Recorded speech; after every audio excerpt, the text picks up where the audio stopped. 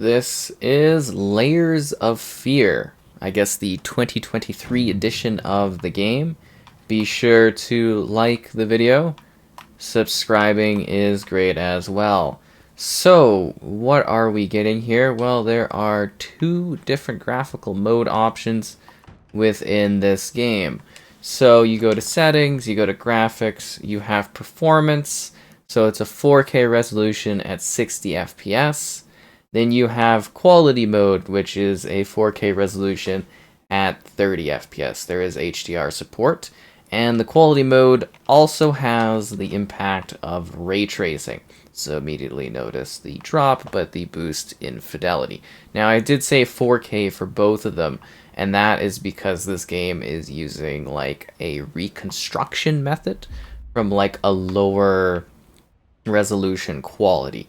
So with the quality mode, you're getting something, I think it's like 1800 sort of being reconstructed. And with the, well, you know, the performance mode at 60 FPS, you are getting a much lower. I think it's like 1440 or something like that being reconstructed. But, you know, it depends for this kind of experience. Do you want something that's a little bit more visually impressive? Or do you want the fluidity level? Now, just keep in mind, for this type of game, you can really go either way, honestly. It's a very simple, you're just wandering around kind of game, so it really depends on your interest. You know, do you want the fluidity level? Do you want, you know, do you want a higher quality? Really up to you. And then also the ray tracing effects are just like, you know, some subtle little improvements to the aesthetic of the world. So you're probably wondering, what exactly is Layers of Fear? So this is sort of a revamping, oh, spooky, a revamping of, well, basically the Layers of Fear franchise. I guess the novel needs its final chapter and it's time to face your fears one last time. So yeah, it's basically kind of like a compilation redo of this, you know, Layers of Fear series. So basically they've taken like the different, like it's a bunch of little like small chapters, if that makes sense. Like essentially Layers of Fear is like, you know, you got the main story where it's like somebody that is doing trying. Then you've got a story where it's like, you know, somebody's kind of typing up this narrative in the backdrop. Then you've got like this sort of actor, and there's a couple other stories that are inside of this story. So it is sort of this combination of different narratives that come together, and you are, you know, in the middle of it. So they've all been redone, they've all been upgraded, all of the DLC is put together. Everything has been redone and built for Unreal Engine 5. So I think this is technically the first UE5 game outside of like the tech demo for the Matrix game and I think like Fortnite. So yeah, this is really interesting. Because from a visual perspective, this game does actually look really, really good. Like, if you want to revisit, you know, Layers of Fear, this is like a really good way to do it. Like, it has been, you know, greatly upgraded. Like, I think from an aesthetic standpoint and a quality standpoint, you know, all the materials, everything like that look absolutely fantastic. So yeah, it's kind of neat if you are into that sort of thing. Now, for me, I found this game to be really, really boring. Oh. Where was that from? Oh. And it's just kind of like, I was expecting something a little bit more scary, you know? Like, it was, I don't even know if I would call it like a psychological thriller. It's just kind of like you're wandering through these environments, you know, you're just kind of meandering through them and solving very like light puzzles, if there are even any really puzzles. You're more like interacting with stuff.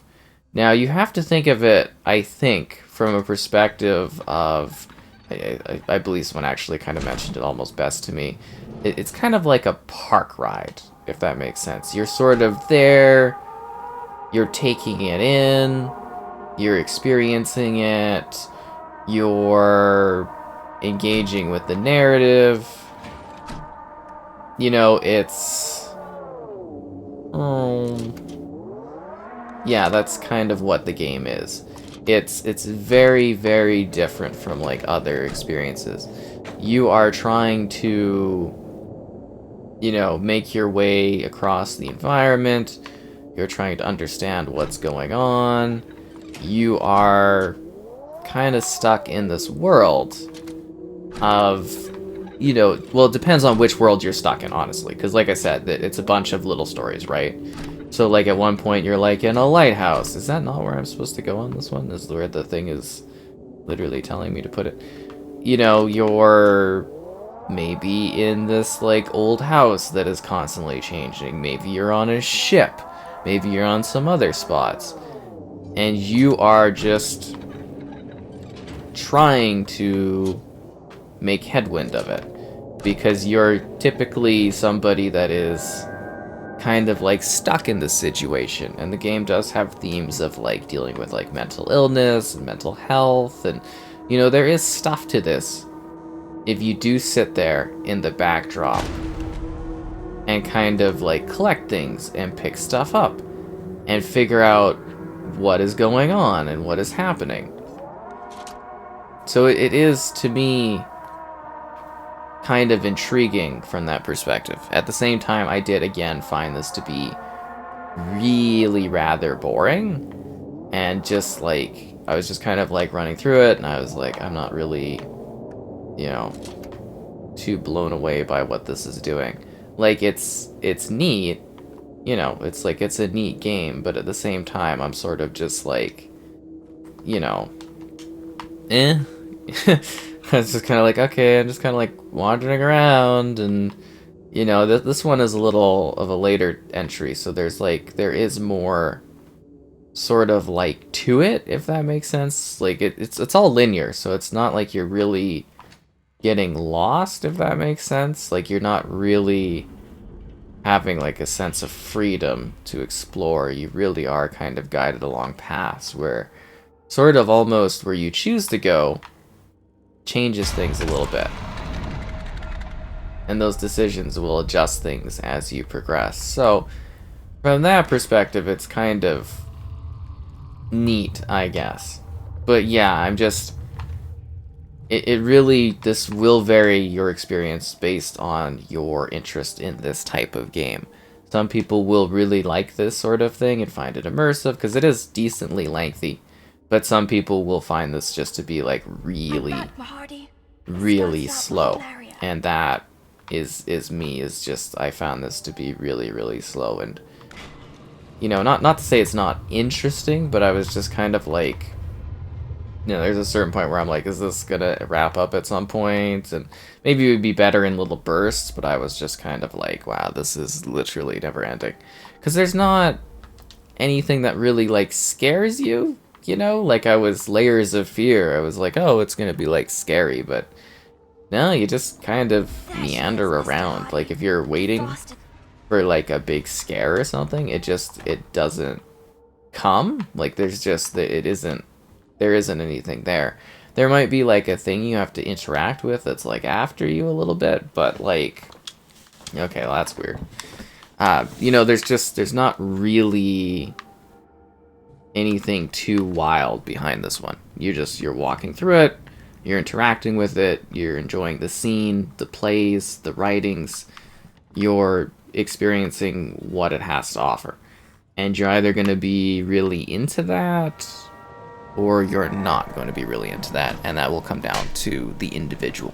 But you do get the full package. It is nicely upgraded. The visuals and everything like that, very, very well designed. Very, very impressive. So I think they nailed that, like the aesthetic, the themes, the world. The storytelling's actually kind of neat if you care about it. But yeah, I also just kind of found this one to be really slow and a little bit uninteresting for me, which is a bit of a shame, but neat experience nonetheless.